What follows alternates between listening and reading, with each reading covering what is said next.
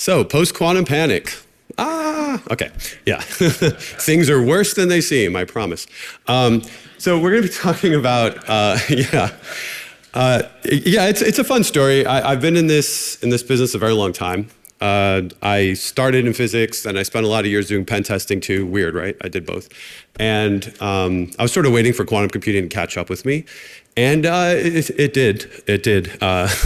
We're finally approaching this terrible day that we were all dreading. So it's time to get cracking here. And I hope to give you an idea of what the threat is, what we could do about it, and why I feel we don't have very long, even though we used to think. I mean, when you used to ask people how long we had, it was always 10 to 20 years, or some random number like that.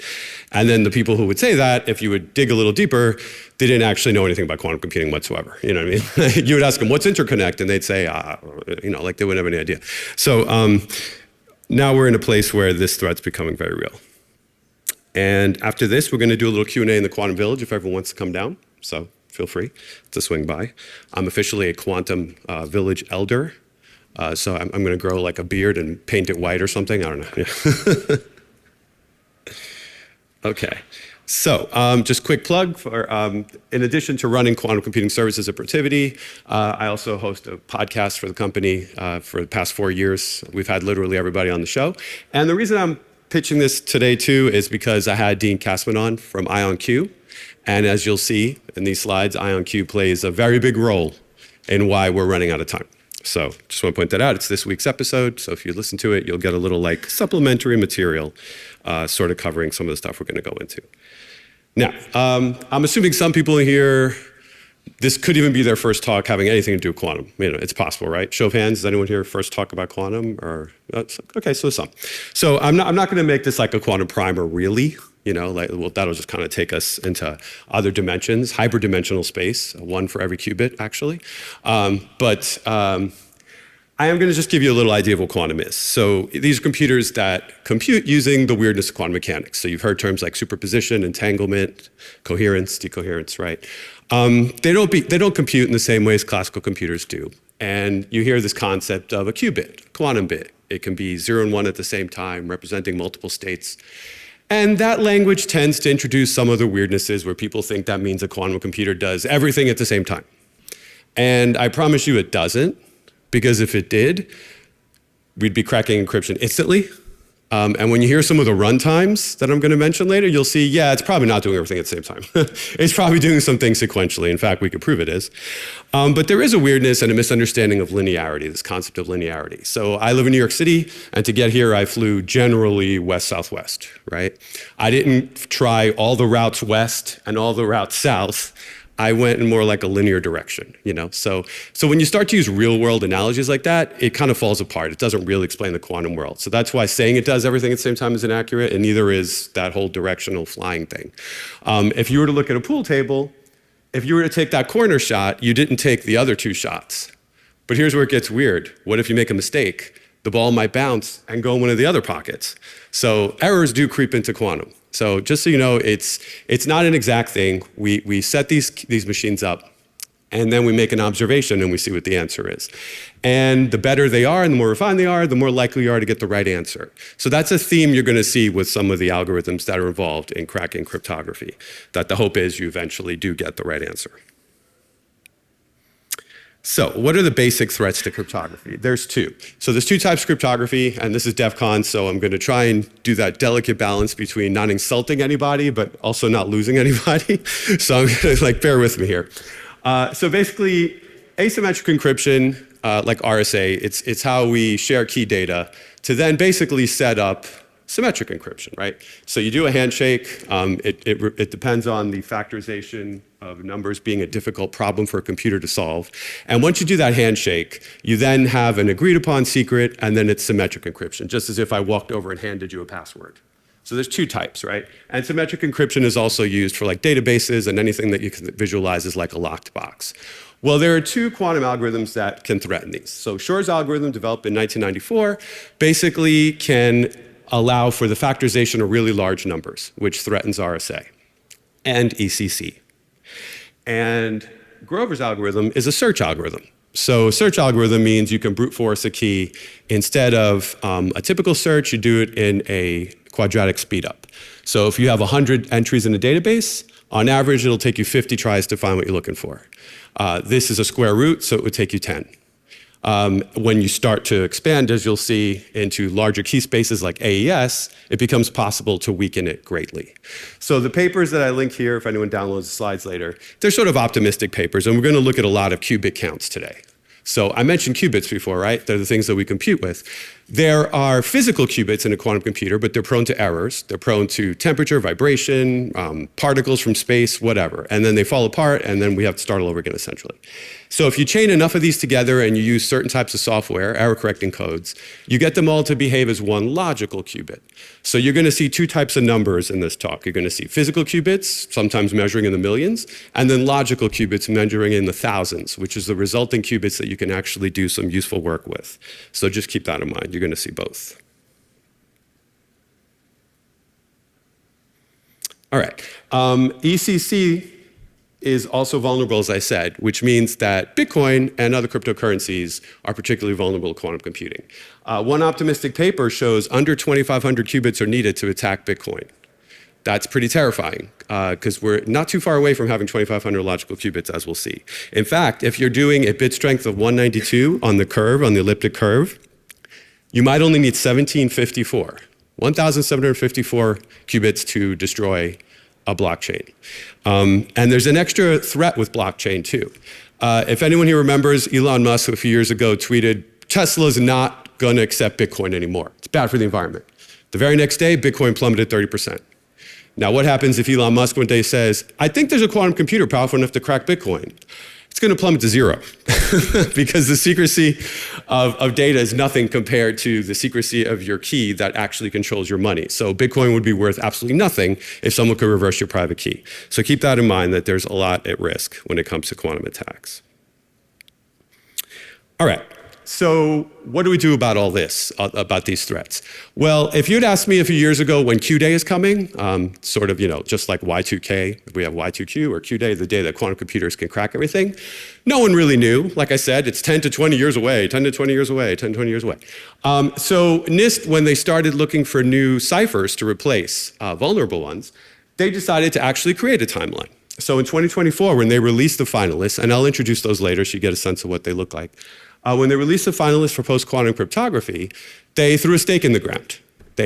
Last August, they released them. Last November, they said, you've got till 2030 to deprecate them, and till 2035 to stop using them. And there's some other nuance that we'll get in later, like things that are allowed, things that aren't allowed. But basically, once they tell you you can't use it anymore, for all intents and purposes, that's kind of like Q-Day, right? Like, show of hands, who here is using SSL right now? No, come on, no one. You're not supposed to be using SSL anymore. Don't scare me, it's DEF CON. Yeah, so you're obviously using TLS 1 point something, right? So we've been through this before. We've done deprecation before. So it's not that terrifying, but for some reason, there's a lot of hesitation. Like when I go talk to CISOs about this, a lot of times they're like, the subtext is, they're looking at me and they're hearing me, but really their eyes are saying, dude, my lifetime here is like 2 years, and then I'm on to the next company. I'm not gonna fix this. This is future Fred or Mary's problem, not me. So that's unfortunately a lot of what I see. It's 10 years away, 10 to 20, in fact. Yeah, but no, it becomes like this not so urgent thing. But NIST set this timeline, and people were asking me when Q-Day is. I said, well, if we don't know, at least we know 2035 is the date, so you can start planning ahead of that. And 2025, this year, federal agencies are actually responsible for turning in their plans for migration by 2035, which means a whole bunch of people have done a whole lot of work to say what they're going to do by 2035. And today I'm about to tell you that they're going to have to redo that entire thing because we don't have till 2035. We definitely don't. And in fact, that lightning bolt represents an error bar. So 2030 is this quantum era of uncertainty of Q-Day, okay? It's this time period where I'm finding all signs point to we might be in serious trouble around 2030. And what happens when that comes that early? That's a whole lot of overlap, a whole lot of time that everyone's left basically, pardon the expression, with their pants down, right? They're not protected. So they've got to start figuring out what to do. And as an interesting aside, if you remember Y2K, or at least I've read about it, Y2K came 30 years after the launch of Unix, right? It was like Unix 1970, Y2K, we paid the price for not having more than 2 digits. Great. Well, now here we are, 30 years after Y2K is going to be another momentous moment where everyone has to have a lot of work done. And this is similar to Y2K. We know it's coming, but it's also similar to Heartbleed in that it's going to take down a whole lot of machines if we don't do something.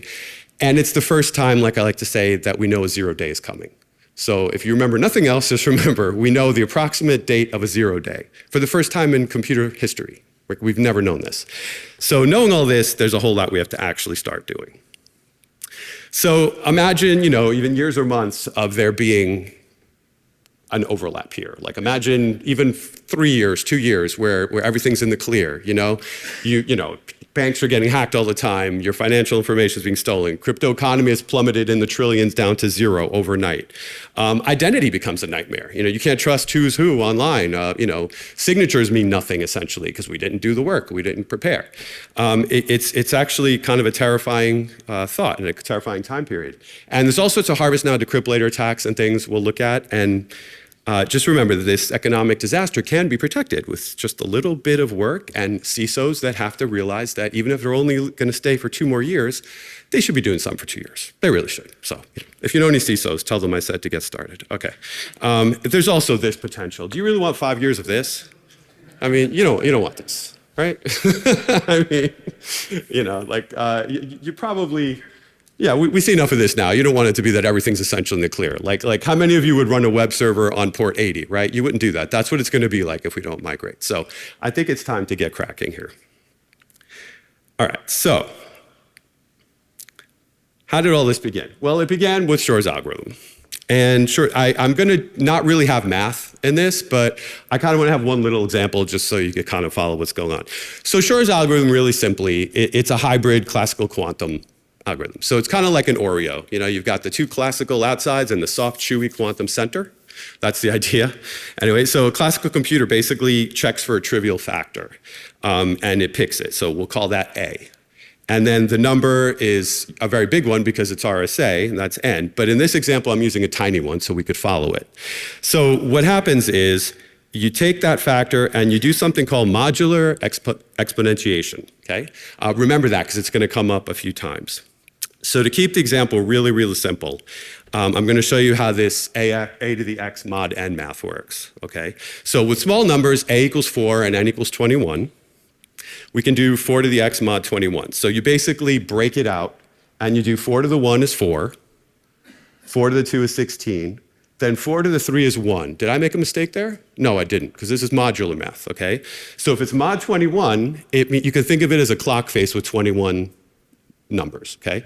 So you go around it 3 times and you have 1 left over. That's how you get 4 to the 3 is 1. So we start to see a pattern appears, okay? That period is the key that will unlock the factors. So quantum computer takes that information, but again, this is a small example. Normally you're doing this with very, very large numbers. A quantum computer takes that and creates a superposition. And it's able to do, yes, all of these at the same time, but not in the way you think. It's sort of an interference pattern that happens. But basically it's able to map all those x's, all those factors across the board. And then with an inverse quantum Fourier transformation, it's able to make visible what this period is.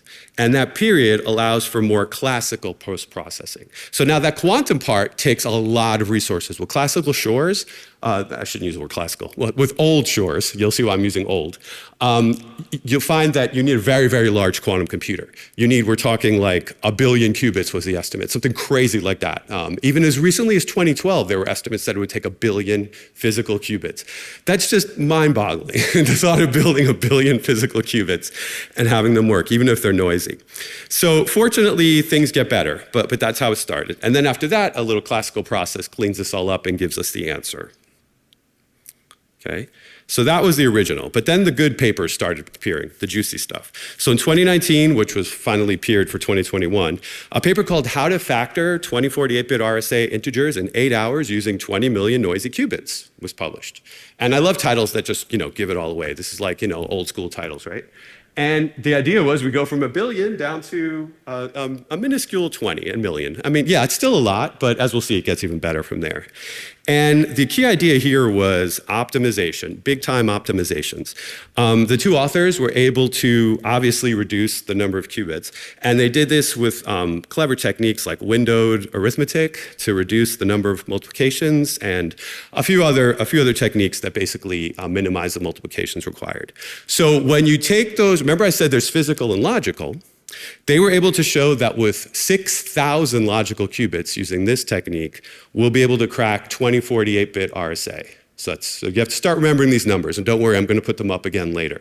So it's around 6,000 logical qubits to be able to pull this trick off. A lot better than what we thought originally.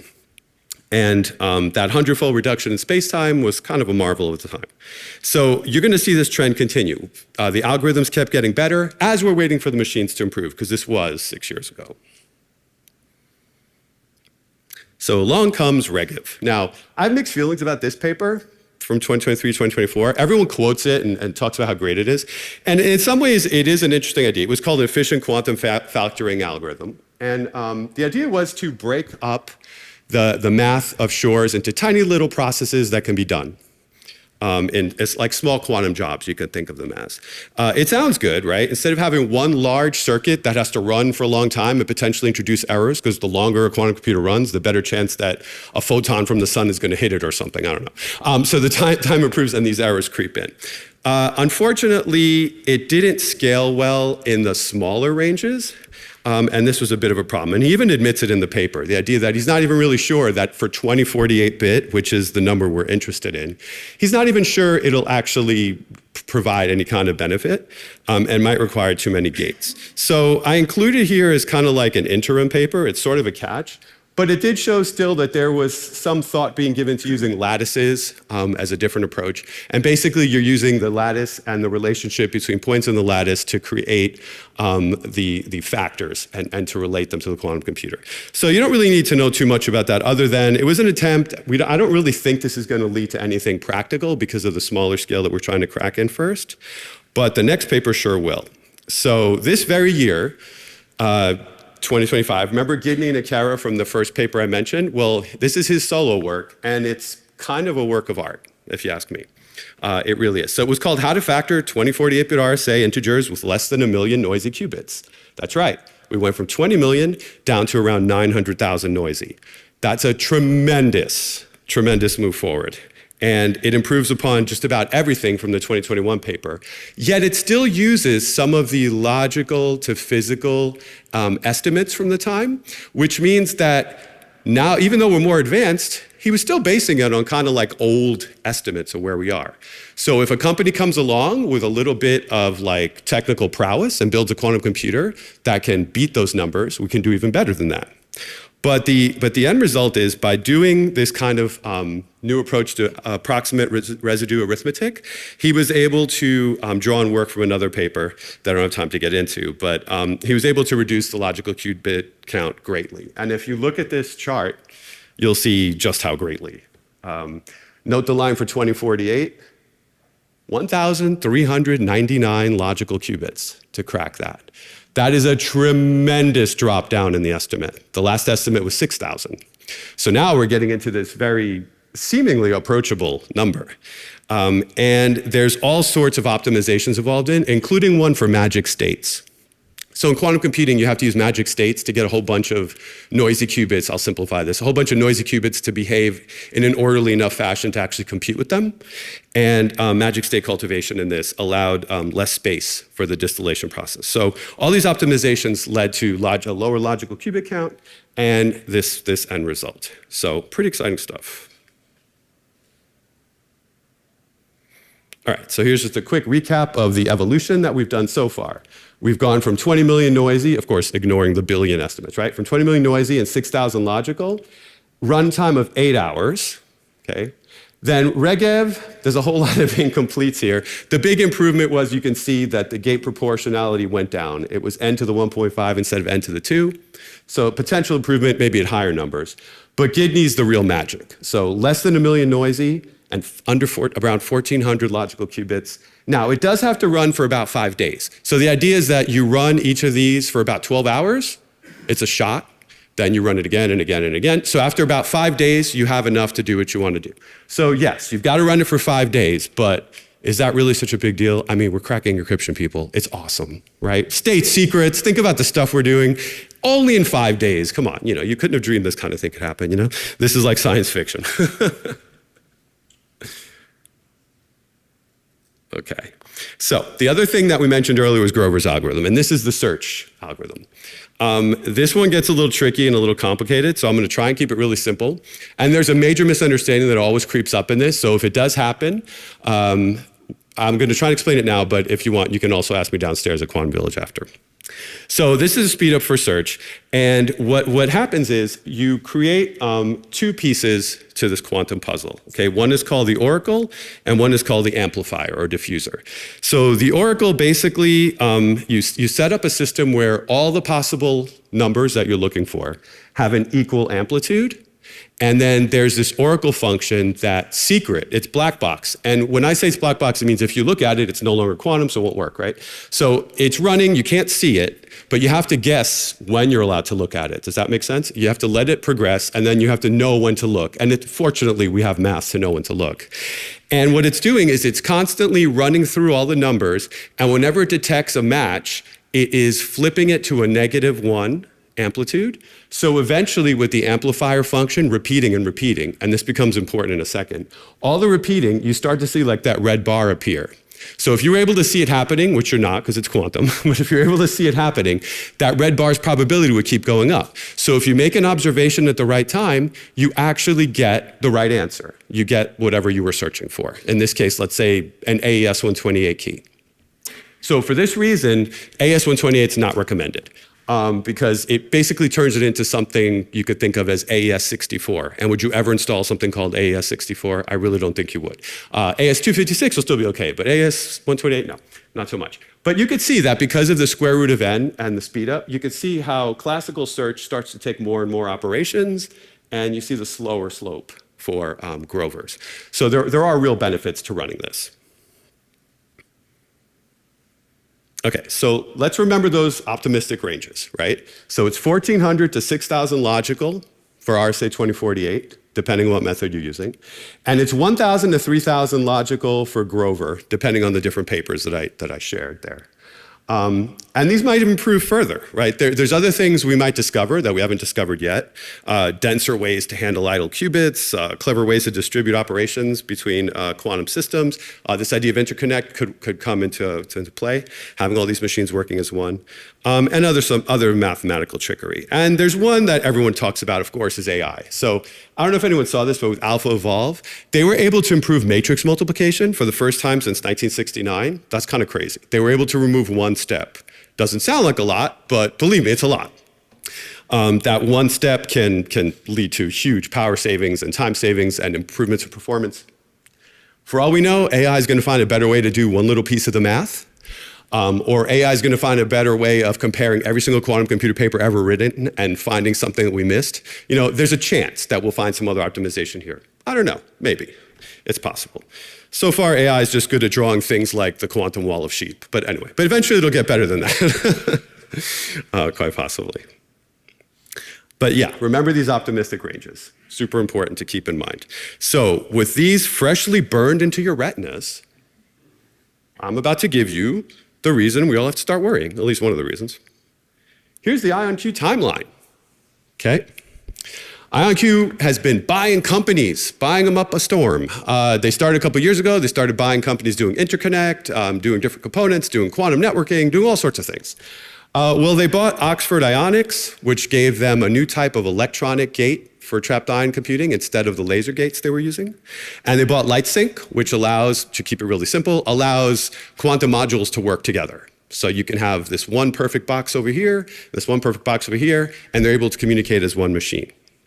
So when you mix all that magic goodness together, you end up with, first next year, something modest. 256 physical qubits, 12 logical. Not a big deal.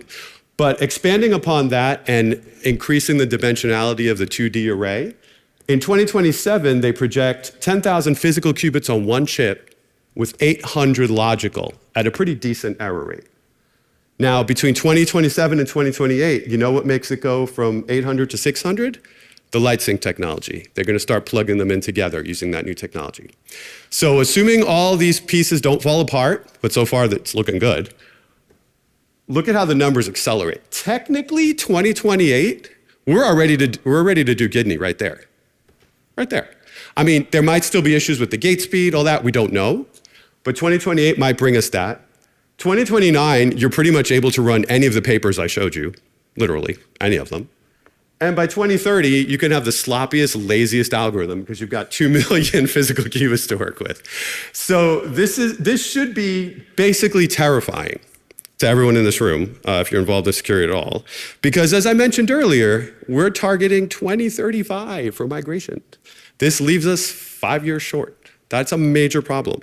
And IonQ, I know, is investing big in security too. They're talking to 3-letter agencies, as they admitted to me.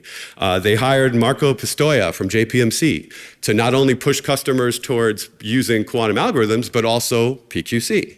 So they're taking this seriously. So assuming nothing goes awry, we might have a big problem on our hands. So this alone is end game if it works. But there's other things that can happen as well. And okay, so I just have to pause for a second to give you a mega sigh. Sigh. Okay, no one's done this, all right? So anytime you see one of these right now, these are all total bullshit, basically. Yeah, military-grade encryption, if you read any of these articles emanating from Chinese papers right now, the first one to use military-grade encryption referenced a 22-bit number. I promise you that is not military-grade encryption, okay? That's not even like, the apes in like 2001: A Space Odyssey, that's not even their military-grade encryption. They probably had something better than that when they were throwing rocks at each other. All right, so just wanted to point that out. That no one's done this yet, but also to make the point that no one's done this yet, right? We might come across some barriers, we might see some flaws, some things that need to be improved upon. So none of this is a lock. It's just very likely that the threat level has gone up now. Now, I never thought I'd be saying this, but IBM might be our backup for the end of the world.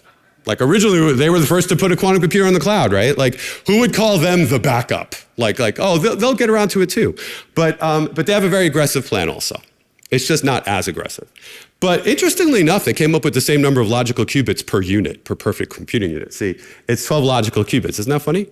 So they both kind of ended up on the same number for next year. And their approach is a little different. So they have these C couplers inside of each chip that let the 2 banks of 144 physical work together. And then L couplers that go between the chips. And then you just kind of like chain them along. And they have a reasonably aggressive plan. So 2027, they're going to be entangling with the universal adapter. 2028, they're going to have many of those with magic state distillation. Remember, that's what lets you actually use all these together to run gates. 2029, they're planning on having 200 logical qubits with 100 million gates. 200 logical, that's nothing. Come on, guys, you got to do better. Anyway, so 200 logical. Now, 200 logical, you can do amazing things in the world, you're just not cracking encryption. But by 2033, they're saying 2,000 logical. So by 2032, 2033, IBM is also cracking encryption. Still shy of 2035. So you look at these two plans, and somewhere in the middle, the truth lies, and somewhere in the middle is not 2035, so we have a major problem on our hands. And quite frankly, I don't know why everyone isn't freaking out about this. IBM has never missed a deadline, by the way, ever. It just hasn't happened. If they say they're going to do it, they do it. So worst case, if IBM sticks on that trajectory, a couple of years short of the NIST deadline, all encryption is essentially potentially broken. I mean, yeah, it's a lot to churn through and you got to find the runs and all that. But once something's broken, it's broken, right? I mean, that's kind of the way I think of it. So we're going to be able to do amazing things first. I just want to give a quick use case slide here. I'm not going to go through these really, but the idea is that with just 50 logical qubits or 100 logical qubits, we're talking a computing entity we've never had before, okay? It would be like going back to the 80s with an M4 MacBook and handing it to a developer. Here you go. I mean, they're not going to know what the hell to do with it, but in a few days, they're going to start doing things that no one's ever seen before. That's kind of what a quantum computer, once you pass 50 logical qubits, is going to start to feel like. State vector simulation, we can only do around 50 qubits with a very powerful machine. After that, you got to do all sorts of tricks. You can't simulate more than that qubit number. So some sort of advantage is guaranteed within a year or two. And you're probably going to be tripping over papers showing advantage very soon. So there's going to be a couple years of good times, and then a whole lot of bad times unless people listen to me. So I'm hoping that they'll do that so we can have just good times. But yeah, bad stuff's coming. Now, will we be able to detect these attacks locally? No, we won't. Quantum computers don't enter your networks. You're not going to see this giant, like, refrigerated thing come in. It's not going to happen. Yeah, that's not how it works. Instead, we grab packets, we hold them right now, and we wait, and we hope that it's juicy information that we can reverse one day. The famous harvest now, decrypt later. So harvest now, decrypt later, that's one thing. Then we scan Bitcoin transactions and look for juicy wallets that maybe we want to try and reverse. Things like that, very passive. You're not going to know what's happening, right? But, I mean, you can detect a breach. So if a giant glob of encrypted data is leaving your network, you'll see that. And might that one day be decrypted by a quantum computer? Yeah, it might. So that you might be able to detect that. But for the most part, you won't be able to detect anything locally. I mean, that's just not the idea. But there are lots of points of detection on the stack. Okay, so Shor and Grover, they screen. They say, hi, I'm here, take note, I'm here. With Shor, you've got the quantum Fourier transformation, and you've got modular exponentiation. They really are easy to spot. And also the constant calls to classical machines that it makes, back and forth. Grover repeatedly applies two main blocks, and I'm going to show you a quick diagram of those in a second. They really do stand out. If you had to do, like a few 100,000 runs of this, you'll start to notice something's happening. So there's all sorts of levels on the stack where you can see this stuff. So the code and circuit level, I mean, you'll see the routines I just mentioned, right? You're gonna stand out. On the compiler and transpiler level, it should be able to still be recognizable, let's say in something like OpenChasm, if you're talking about like the IBM stack, and then like circuit graph analysis can be used. Gate counts and ratios, you can see a specific mix of gates like C-naughts and rotation gates. And some other structural motifs will show up. Even at the pulse control level, let's say like in IBM, they use like microwave pulses to talk to the transmon. It should still be able be possible through pulse sequence analysis to still detect that these things are occurring, both of the algorithms. And then any kind of metadata, cloud management, or anything like that should start to show this up. That's really great. We can see all this stuff. There's just one big problem with everything I'm saying right now. I don't think anyone's really going to do it, and I'll tell you why in a second. But Grover's, as you can see on the bottom, you really can't miss it. You've got Hadamard and PolyX or NOT gates that just keep repeating. Picture that like 4,000 times in a row. You're going to notice that. It's very, very noticeable. So this is good news. We should be able to, in theory, see this. Unfortunately, if you take an example of AWS and IonQ's relationship, once you get through all that legal mumbo jumbo, the long and short of it is AWS loves their customers and promises not to look at anything you do, and anyone they trust to run on their network promises to not look as well because we love our customers and don't want to look at them. So that's the basic idea. So no one wants to look, and it's nobody's problem, and they don't want to know, and they don't want to touch it. So IonQ basically told me we're literally not allowed to look at what you're doing, and AWS doesn't want to do it either. So right now, if they had a machine capable of cracking encryption, I could log in, probably get charged a crazy amount of money if you think about the circuit depth and the days it has to run, and I could crack encryption, and no one would be any the wiser. Now, this is kind of bonkers to me because right now, I mean, let's be real, if you were to run a botnet on a cloud provider, they would stop it, right? So why can't they? Yeah, okay. So the idea is IonQ has said to me that they feel that we're going to need new license agreements, new terms of service. So whenever you set something up like this, you can't just have people going in willy-nilly and like running these types of attacks, which raises a good question. Like, who's going to be doing this kind of attacking? So the guy in the suit represents a nation-state attacker. Awesome. He has a transparent screen so you can see that it's 5 years in the future when quantum computers are powerful enough. And he is currently cracking the location of a secret base. Cool. And he's doing that with his own quantum computer because he is in some mean country that has one. In the middle, we have organized crime. Organized crime decided, hey, it's a good investment. We're going to buy one of these puppies for $40 million or whatever it'll be in 5 years. And we got free shipping, and here it is. And now we're gonna start running it and refrigerating it, hopefully. And we're going to do all this kinds of damage. Awesome. Now, what about the lowly hoodie man? The lowly, Elliot over here from Mr. Robot, who now wants to go quantum. What are we going to do with him? Well, the reality is it's going to be a short window, I think. I think it'll be a short period of time where they figure out a way to use a few machines, but I do believe that the agreements are going to kick in, and they're not going to be able to have time on a quantum computer do that. So your number one attackers most likely will be nation states and organized crime. So that does raise a question of what kind of secrets are vulnerable. So this idea of Moscow's theorem is generally the amount of time a data must remain secure is X, Y is how long it takes you to migrate, and Z is how long until we have a quantum computer. So if I'm telling you in 5 years we have a quantum computer, that means do you have anything with a shelf life, a secret with a shelf life of less than 5 years, and you can migrate in 5 minutes? Because that's what we're looking at right now. You're going to blow this out of the water. So anything being harvested now is going to be cracked probably in a useful way. Locations of bases will still be bases. Coca-Cola secret recipe is still going to contain cocaine. All that stuff's still going to be true in 5 years. It really still contains it. Isn't that weird? But not the psychoactive part. But yeah, look into it. It's weird. There's this factory in New Jersey that extracts it for them. It's so strange. Anyway, but once we have the machines, we're going to find that the targets are going to shift. It'll be pretty much anything. Once we have these machines, it's like, oh cool, we got these fresh packets from the U.S. to this country here. Let's do something with it. Or company A to company B, espionage. All of a sudden, China will be doing things like stealing submarine plans. They never did that before. Well, okay. But with a quantum computer, it'll do it faster. So, that kind of thing will happen. So I told you there's types of PQC. I don't really have time to go deep into them. But these are the general types. So lattice-based, I gave a talk last year at the Quantum Village explaining how lattice-based works. Lattice-based is the first kinds that were approved. Hash-based, everyone should be somewhat familiar with. The next one to be approved is code-based, which is sort of like error-correcting code. You send the garbled code, and the person with the error-correcting code reverses it, and that's quantum safe. And then the others, we won't get to because they're not really going to happen soon. So the first standards that came out that you should all be moving to, whoops, it would help if that didn't happen. Okay, is, like I said, lattices. So we got MLChem and MLDSA. Those are for key encapsulation method and for signatures. So this is what most people are going to start moving to. And if you want to check out my talk last year on the Quantum Village site, I kind of explained how these work. And we really need to start migrating. And like I said, HQC is going to be a code-based one that comes next year. But generally, how are we doing so far? Well, Forescout just did an analysis. And they found that under 20% of servers on the internet are TLS 1.3 right now.